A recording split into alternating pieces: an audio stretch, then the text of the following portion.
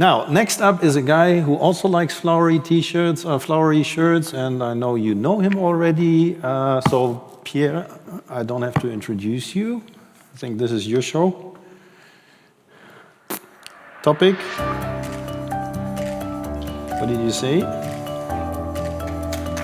Interoperable trust models. And don't use your laptop, huh? No. Thank you very much. For this session, we will clearly have time for questions. So if you have questions, please prepare them, write them down. We will have, I hope, maybe a microphone going through the alley for taking them. So get ready to ask your questions. Interoperable trust model. We had during the day a lot of presentation about how to technically do that.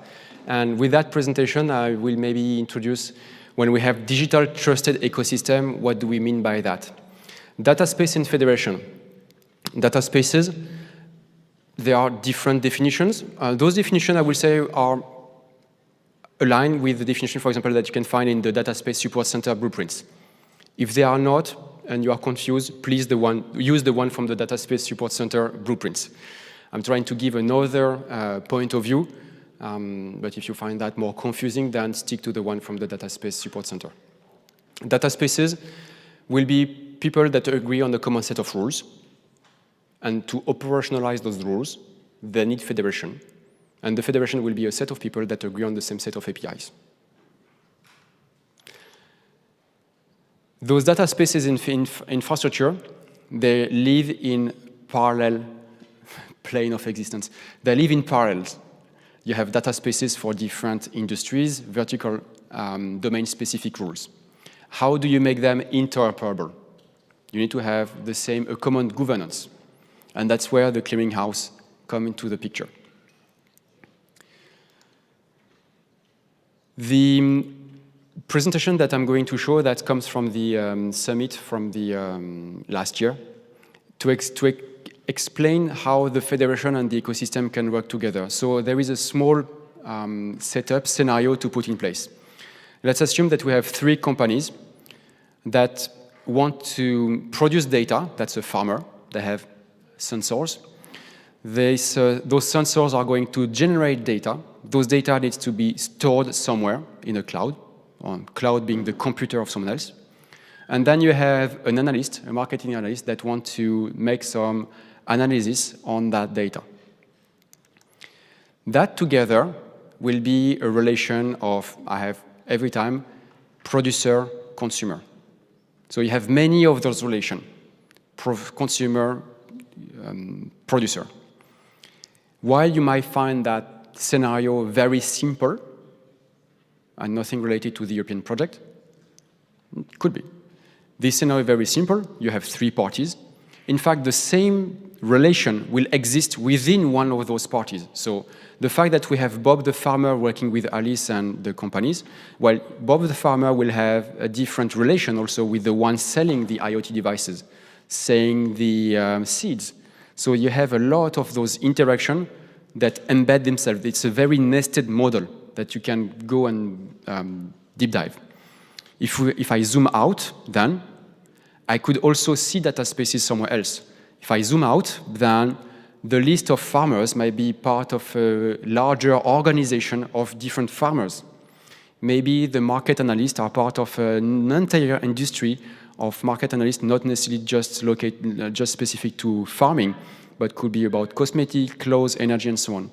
And cloud, well, you have a lot of cloud providers.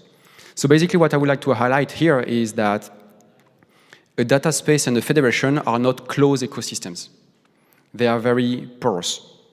That's, I will say, at a given point in time, people that agree on a common set of rules and common set of services to work together. To work together, they need to trust each other. What is trust? Trust, if we try to define it, and I will not have, I do have a mathematical formula for that one, but it's not here. The trust will be the favorable answer, the favorable output of a function that takes some evidence and claim, make a risk assessment, and deliver a yes, true. So basically, I have a decision-making party, P1, that want to know if the targeted party is able to fulfill a promise. Promise could be handing over data, giving me money, providing services, SLA. You have a lot of the law, the context of the law of the obligation is very wide, very, very large. This risk assessment, the output is yes, no. That's very easy. You have two parties, the one in blue, the one in pink. In fact, you have never just this one alone. You have a cascade of all of that. When you onboard inside an ecosystem, do I trust this ecosystem? Do I want to onboard that? Yes, no. Once I'm inside the data space, where do I find the service to order that I can use within my domain? I will browse the catalog. Do I trust the party that I found within the catalog? Yes, no. Do I allow them, do I grant them access to my data? Yes, no. So you have not just, you can see this diagram as the atomic building blocks of the relationship, but then you have to combine them at scale. So, and you combine them at scale because you have policy, in fact, everywhere. And the trust you will have within the ecosystem is because you will have an evaluation of those policy in a consistent way, without surprises.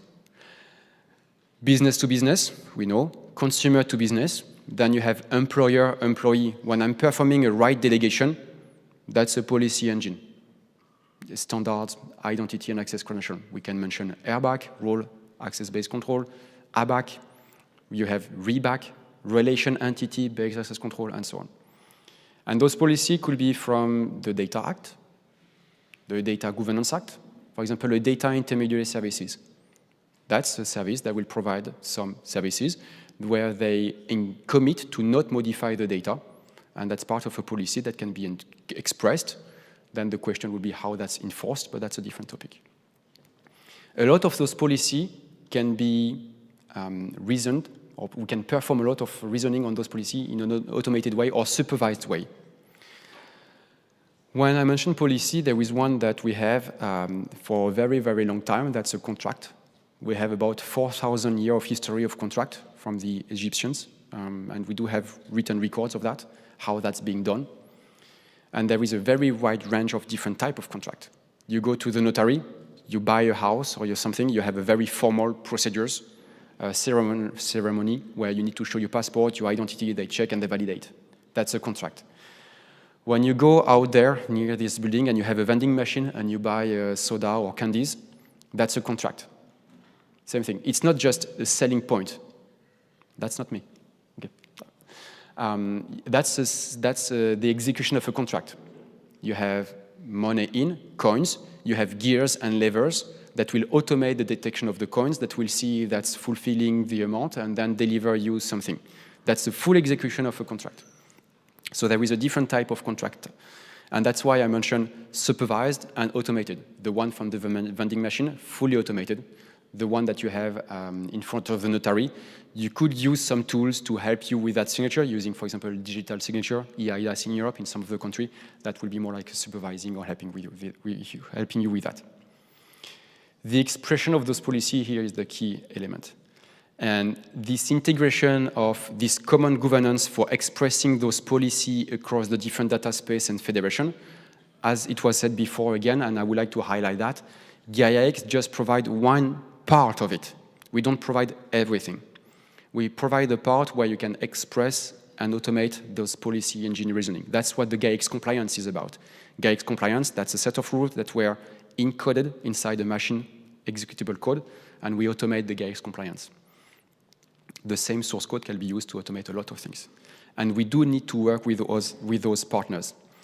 So the common governance by Gaia-X, that's a set of rules that were developed by the members, so their need, expressing I need to have those requirements. Adopted by the data space, maybe sometimes extended by the data space authority. Again, data space authority, that's something that comes from the data space support center blueprints, that the version 1, version 1.5 also is out. Then from the data spaces, for the federation, so that can look for interoperable product, and that's back to the trust indexes that I mentioned before. They might seek for a common way to express their services, their data product. And then this is a relation between federation and data spaces. That's about the model of interaction. Technically speaking, the only thing that they are doing is they issue, request, present, verifiable credential. So when I'm here, I extend the policy, I understand, and I'm seeking for interoperability, and I'm using decentralized architecture enabling many-to-many relationship. Technically speaking, we are back to one of the first slides I had this morning. Gaia-X architecture, that's verifiable credentials and linked data. The only thing that you do between those layers, that's exchanging verifiable credentials. They carry a different information, they carry a different semantic, they have a different content, of course, but bottom line is that that's still credential. And we do that because the credential that's enable us to have signed content, and you can verify the integrity of the content. You have a traceability of where that's coming from. So when I said that, you saw that there is several layers of possible adoption by Gaia-X. I mentioned this morning, again, two main documents, the Gaia-X architecture document and the Gaia-X compliance document. We'll repeat that again because I think that's important. The Gaia-X architecture document are rule agnostic, meaning that you just adopt the Gaia-X document. You will not be able to claim Gaia-X compliance, but you could claim Gaia-X technical compatibility. If you adopt the Gaia-X compliance document, which is then contains the rules, then you can, and you fulfill those rules, of course, then you have Gaia-X compliance. So you have those two layers of interoperability. The first one, architecture, that's about the technical interoperability. And the second one, the Gaia-X compliance, that's about the compatibility or the governance compatibility. Why we do that? Because we believe that the information model and the architecture that we have developed fulfill some of the requirements that our members were looking for. We want something that scales. We want something which is cheap. There is not a huge burden for paying fees or anything like that. That's based on technologies that are standards. There is no closed source. It doesn't create a lock-in effect. It doesn't create a lockout effect. Once you have your credential, well, you have the credential. You are the holder. You are always in control with whom you will share this credential. And as I said before, the credentials are the roots of everything that is being shared in terms of governance, interoperability, product offering, and policies. You can combine them together thanks to linked data. By the way, linked data, that's something that people might not be aware of, at least is with, but that's something that the very well-known search engine that we probably use on a daily basis is based on since 20 years, 15 years, I think. So linked data is a very powerful tool. This enables us to have also, back to the contract topic, something that we can call Ricardian contract or smart legal contract. Smart legal contract is not a smart contract. Smart contract, that's a term that is used in blockchain. You can run and you can write a smart contract in Solidity. That doesn't make it legal. For example, one of the requirements from a legal point of view, a contract should always have an ending, a termination clause. You cannot run a contract forever. For example, I have a contract with two parties here in the audience. One of the parties don't want to stop the contract needs to be able to stop. That's by the law. If you have now an implementation of the contract that doesn't have this termination clause, that's not making it a legal contract. So that's the main differences that you will see within the legal tech ecosystem. That's a term that starts to be adopted by a lawyer. The big differences between a smart contract, blockchain technology, and a smart legal contract that enables to have both at the same time, a human-readable version of the content, the clauses, and a machine-executable version of it. So we have credentials everywhere. Gaia-X compliance, it's just about adopting a common governance. How does it fit when you have an ecosystem and you are an ecosystem authority? There is one picture that you don't see here. There is supposed to be a white circle about the ecosystem. So you have an ecosystem, and also, before I start to go through this scenario, the Gaia-X BL is just the tiny little red, pink block at the bottom of the screen. And you will see that the Gaia association itself doesn't come into the process. We don't want to be inside or jeopardize or be involved within your process. So you have a data space authority or your ecosystem authority. This ecosystem authority would like to have set terms and conditions for their onboarding.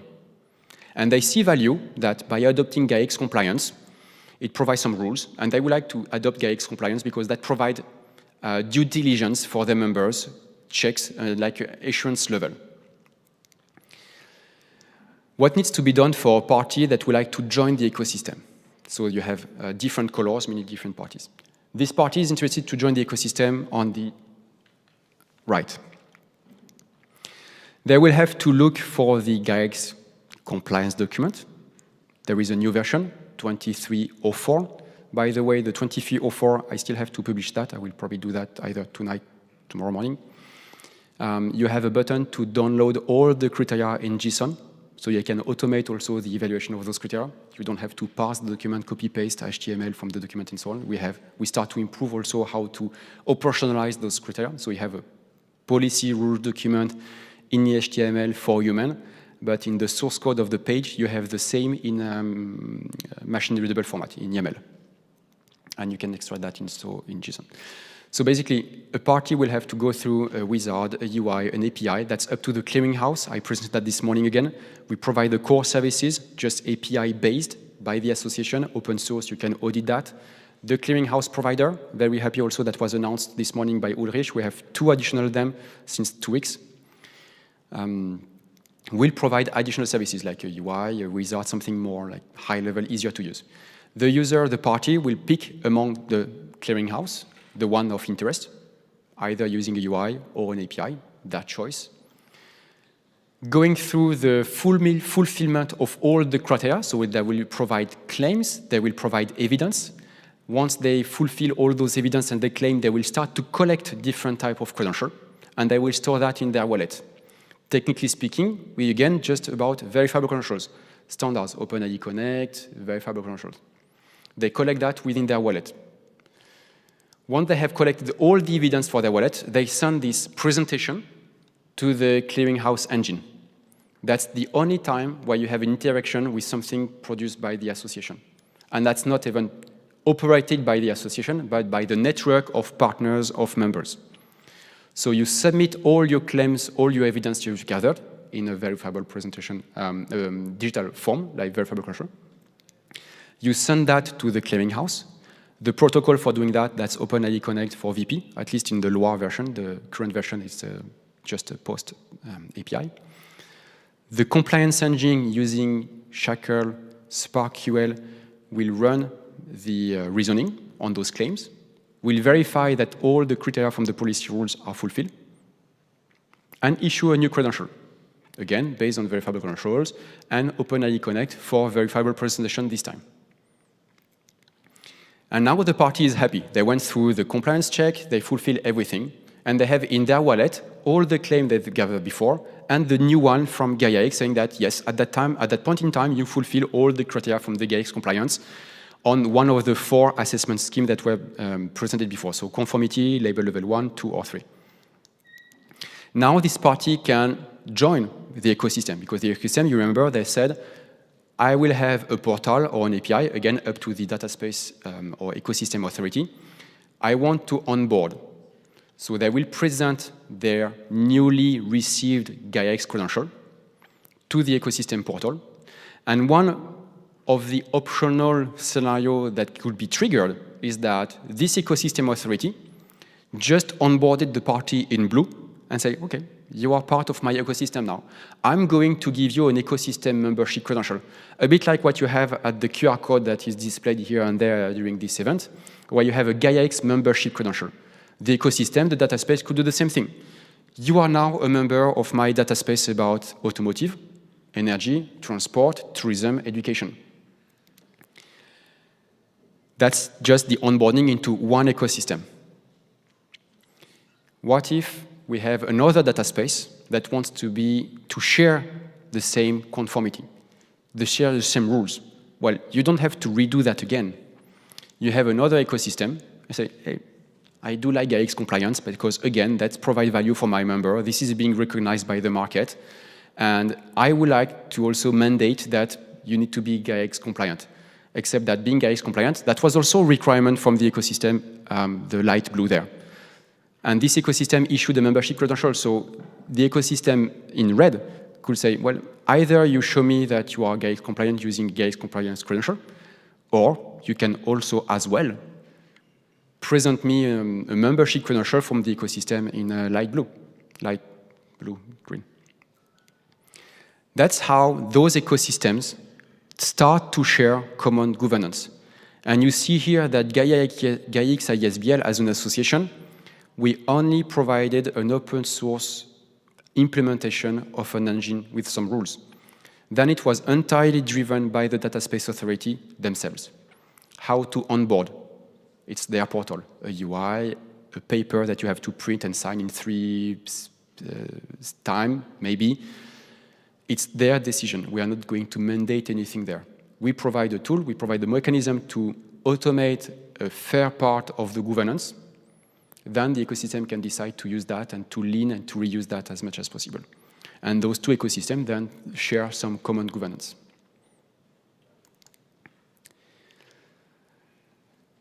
If I want now to zoom a bit on the step that was a bit going fast, and how do you gather those evidence and those claims? Before we start this workflow, the term that I'm using, so every term that will be having 2 stars on the side, I hope that's readable, that's coming from an ISO standard. So that's not Gaia-X specific, that's from the conformity assessment specification standards from the ISO. The differences between a declaration, a certification, an attestation, an accreditation, ISO standards. The differences between a verification, a validation, ISO standard. We just reuse the same terms so that in case you have a question about exactly what it means, you can refer to the full standard with a very good explanation. The way it works, we have conformity assessment criteria, so like Gaia-X conformity. Gaia-X conformity, you will have to gather claim and evidence. Again, a claim, that's something that you make. I can make the claim that I'm standing here.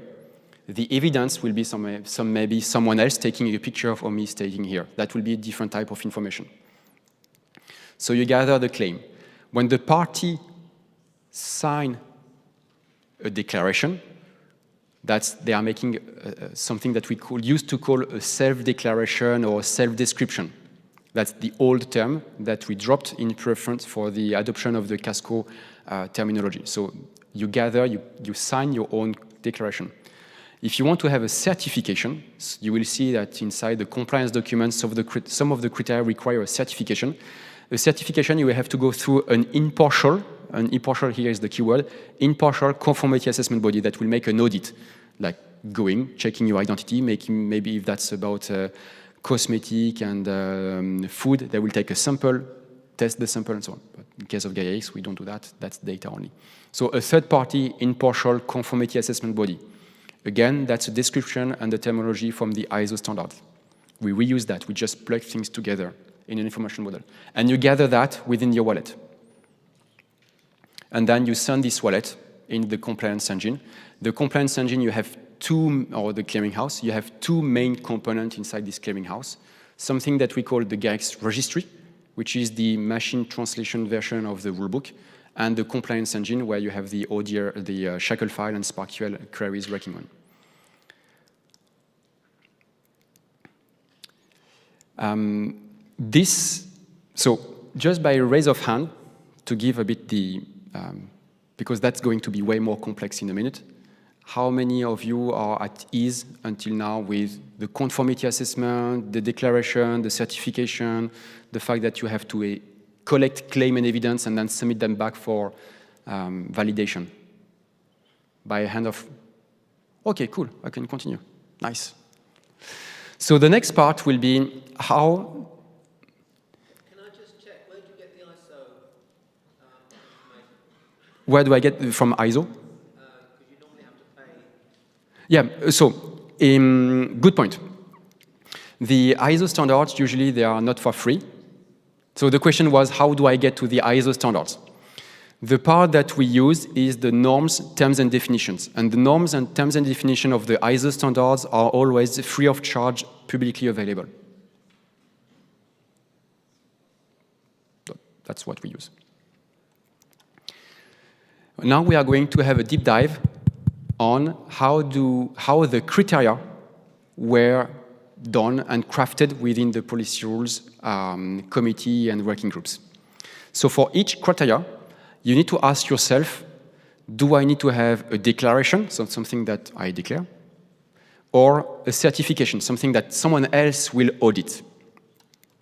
If that's a declaration, fairly straightforward, we need to have a list of attributes, what needs to be described, the format, like I'm expecting a date format, you have an ISO standard for that, that will help to know about the time zone and so on. Country code, again, there is an ISO standard. There is a lot of ontology, that's where we plug the ontology. All the work that is being done from the working group on the Gaia-X ontology are visible and very relevant in that particular part. The format and the semantic of the claims here. And then, for each of those claims, who are eligible to sign them? If I'm signing, again, that was about the technical versus semantic interoperability that I presented this morning. If I'm using a certificate that I'm generating locally, low level of trustworthiness. If I'm signing the same claim, but with my EIDA certificate or my national state identity from South Korea, from Japan, a higher level of confidence. This block here is something that we call the trust anchor inside the Gaia-X terminology. Trust anchor, that's the same terms that is also used by the European Blockchain Service Infrastructure. If you look at the API, they have a trust anchor API. So it's the same thing. That was for the declaration. For certification, we have to ask ourselves, do we want to rely on an existing standard, or do we want to invent our own standards? If we want to rely on the existing standards, then straightforward, what are the, for example, ISO 27001, where is the list of officially accredited ISO 27001 body? I get that in my registry. Once I get a certification from one of those bodies, I know that's a valid auditing and done. If I don't want to do that, if I don't want to rely on an existing certification standards, I could still describe my own. That's something that we try to avoid. That's very complex and tedious. The other path that we could take is we cannot, there is no availability, we cannot rely on existing standards, but we have source of information that we could use. And that's another path, which is the second column, that we already have implemented. For example, when we check your VAT numbers, we use the European Commission API to check your VAT numbers. So you declare that, yes, true. But that number is being verified by an impartial third-party auditing body, which turned out to be just a web service. And again, at the end, all of that process that was maybe a bit complex, you have just signed digital attestation, either declaration or certification. But the keyword here is attestation. And those attestations will be submitted to the compliance engine. Depending on the type of attestation, declaration, or certification, we will verify or validate different type of information. And if successful, you will have your digitally signed attestation at the end. So that you have now the full picture of even the internal design for criteria. And that's close to the end. So if I have to summarize again and abstract that picture a bit, we have the 4 assessment scheme. The 4 assessment scheme contains criteria. For each of the criteria, we saw that there are different ways to verify them. We encoded that inside machine-readable source code. That's the policy engine. The policy engine will verify your claim and evidence and then issue to you an attestation that can be sent later for publication within the network of catalogs. And for all of that, we do have specification for the protocols and the format. An example maybe of one of the criteria, and that will be, I think, close to the end. This criteria, for example, mandate that for every legally binding document, we have the applicable law of that document. and we request to have a declaration. And the work that was done recently is that for this criteria, when you want to specify the governing law, you need to use an ISO 3166-2 code.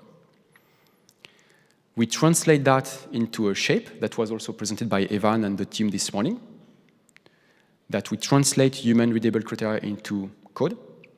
And then you can have a digital sign attestation that say, here I have an address, my country subdivision code, that's France, north of France in that case.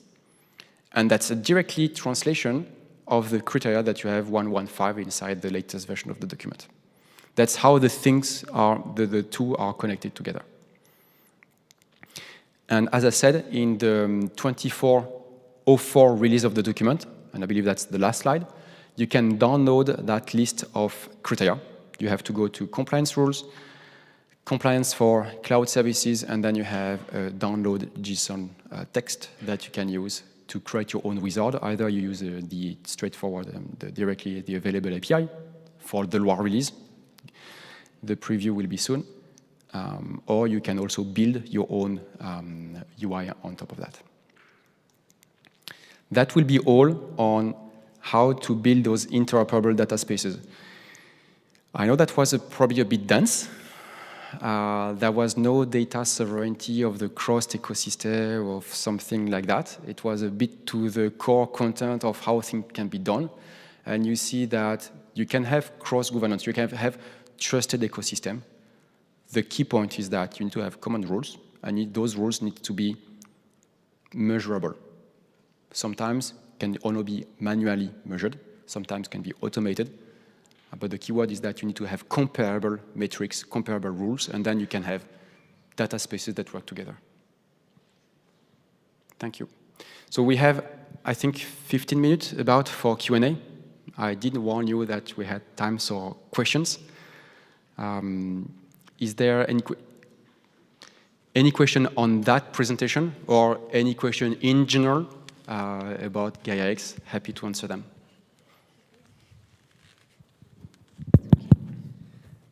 Okay, thank you very much, Pierre, for the presentation. This is Javier Baliño from the Eclipse Foundation. Linked to this presentation, but also to the other presentation we saw this morning, there is a lot of work being done on the trust framework and everything you are doing for the policies and rules and everything. And looking at the presentation you did this morning and also Ulrich presentation, one of the goals of the ASBL is to be a de facto standard, right? But maybe that's hard to achieve, and maybe some of the things we were discussing as well, and what Frederick from DAWEX presented on standardization, the way towards pure standardization might be also something to discuss. So if we have time, I would be grateful if you can explain a little bit more on your view towards standardization and how can we collaborate together to standardize these kind of things. Thank you, Javier, for the question. A very good question. So while you were asking, I took the opportunity to go back to that slide, which I believe explained the differences between what could be, in our opinion, standardized or not. So Gaia-X joined the Eclipse Data Space Working Group a few weeks ago, a month ago. Don't remember exactly the date. Very happy to be able to also contribute to this Eclipse Data Space Working Group. And our contribution to these working groups is based on this rule-agnostic part that Gaia-X worked on. Because we believe that those will be the foundation to build those interoperable ecosystems. You might not have noticed, but except when I gave the example of the criteria 115, everything else was rule agnostic. That's just pure standards for exchanging information model about, do I sign things myself? Is that a declaration? Do I go through an impartial body? Is that the certification? When you have a certification body, you need to accredit that certification body. All of that are coming from the industrial market. And we believe that to enable standardization, to work on that path, Gaia-X made the proposal to contribute that and to submit that for proposal to the Eclipse Data Space Working Group. Very happy. Yeah, that's one of the way for standardization. The rules of Gaia-X, so the part that makes Gaia-X compliance, will stay within the Gaia-X governance, and that will not go to the Eclipse Foundation. We will keep that part in, and for the remaining part, the one that explained the information model about the conformity assessment body and the conformity assessment in general, we are proposing, pushing, advocating, contributing to the Eclipse Data Space Working Group.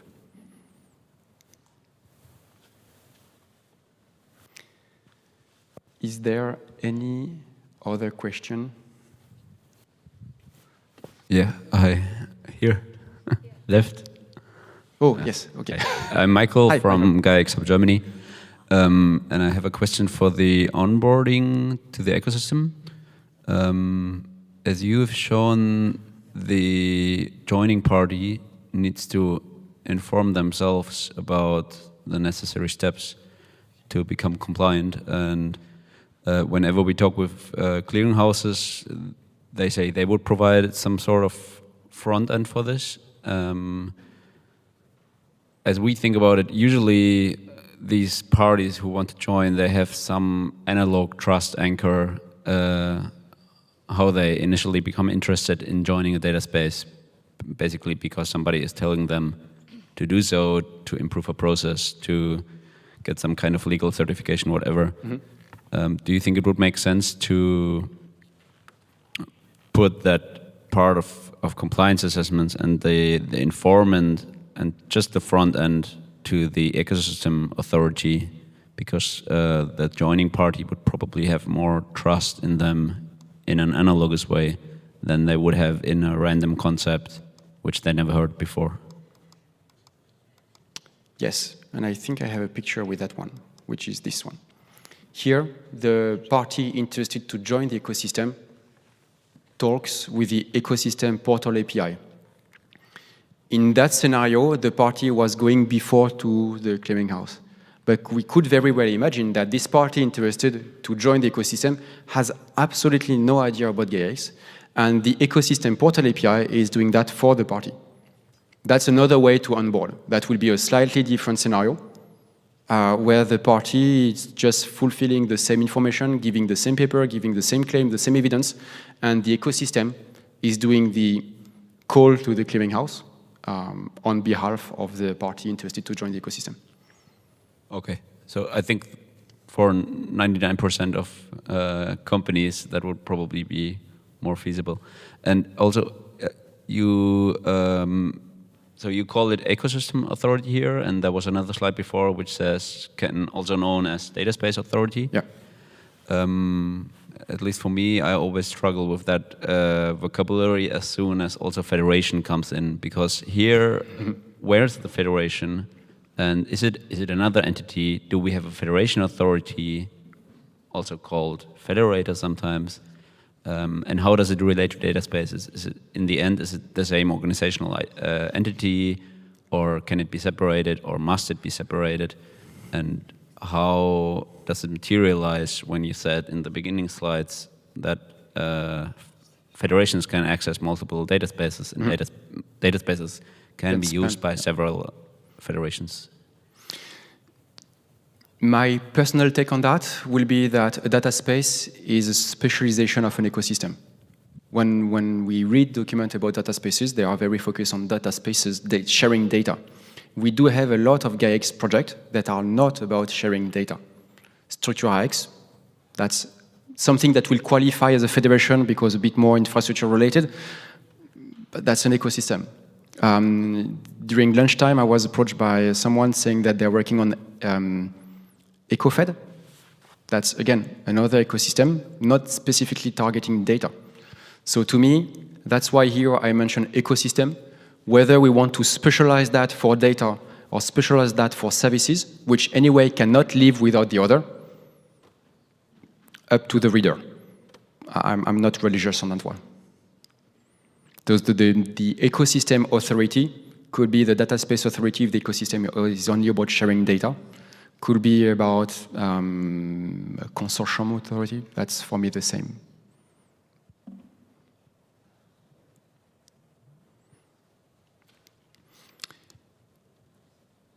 Well, on the slide where I was presenting the definitions of those federation and data spaces, in the definition that we have a lot of slides and animation, even on the definition that we have at the DSSC, Data Space Support Center, we do have those. I cannot go back. Indeed, as you said, a data space can span across different federations, and a federation could be used by different data spaces. The relation they have is that they are sharing common rules, or they agree on some policies and policy enforcement. Either legal, because there is a contract, or technical, because there is some API. At the end, you have an entity deciding about what needs to be done, and people fulfilling those criteria.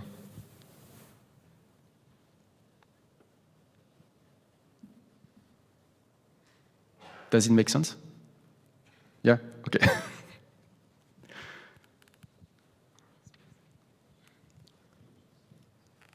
Any other question on ecosystem, federation, credential, the type of signature, the type of trust anchor?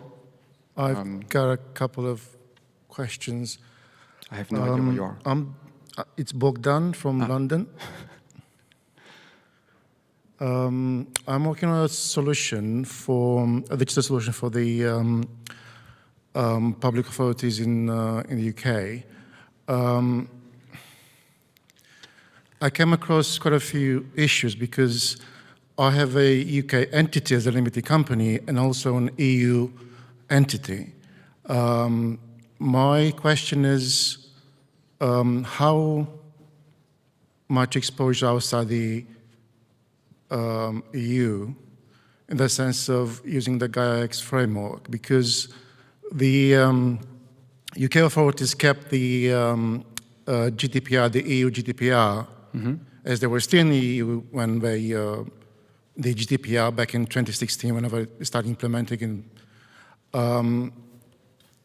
Are there any challenges working with UK authorities which are, for example, like digital solution compliant with the heavily GDPR compliant?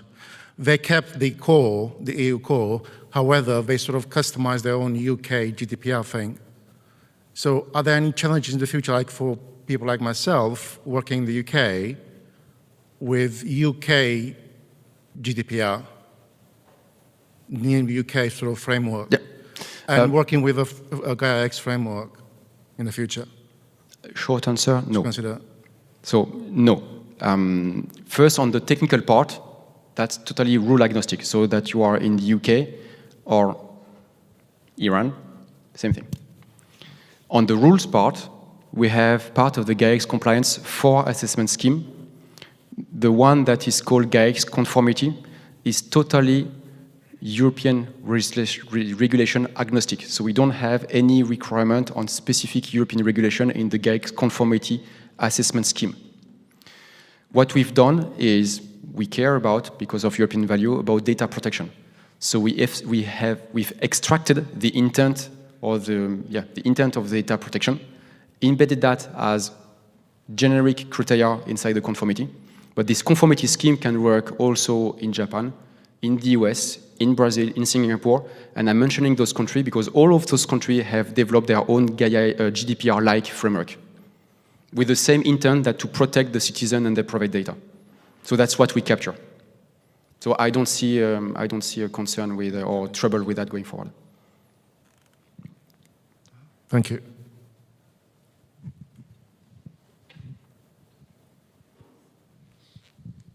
Yeah, we are close to the end, so I'm handing over the microphone. Thank you very much for the question, and we are staying at your disposal if you have any other question. Thanks.